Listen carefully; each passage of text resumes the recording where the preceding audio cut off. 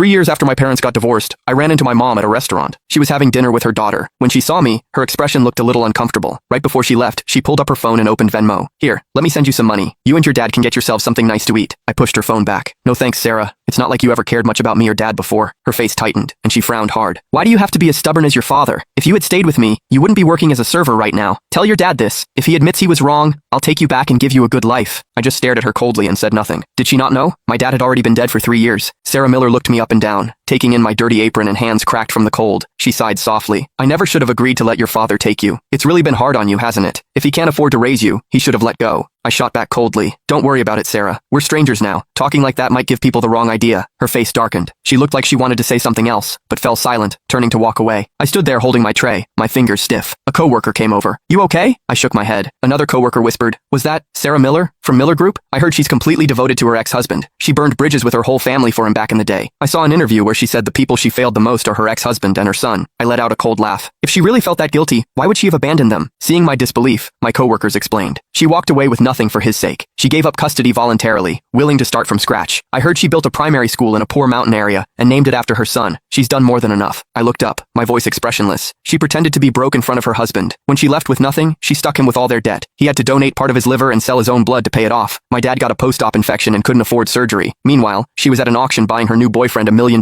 watch. She wouldn't even pay for my dad's medical bills. And to protect some guy she was seeing, she hit me so hard she damaged my ear. I can't play the piano anymore because of her. Everyone went quiet. My coworker's eyes went wide.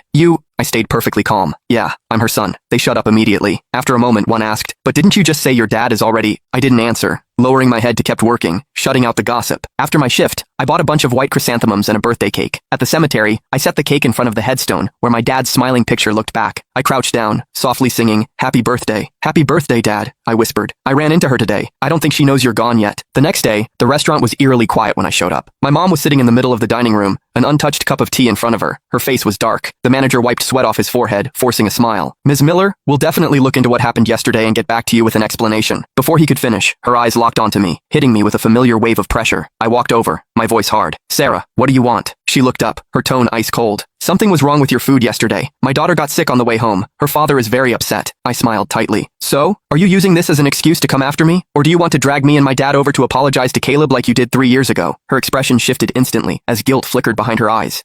She remembered that night 3 years ago, the way she'd played us for fools. Back then, my dad and I believed she'd gone bankrupt. She claimed she lost her company, was drowning in debt, and wanted a divorce so she wouldn't drag us down. My dad worked a dozen jobs a day to pay off her debts. So exhausted he fell asleep standing up. Debt collectors hounded us until my dad went to an underground clinic and donated part of his liver.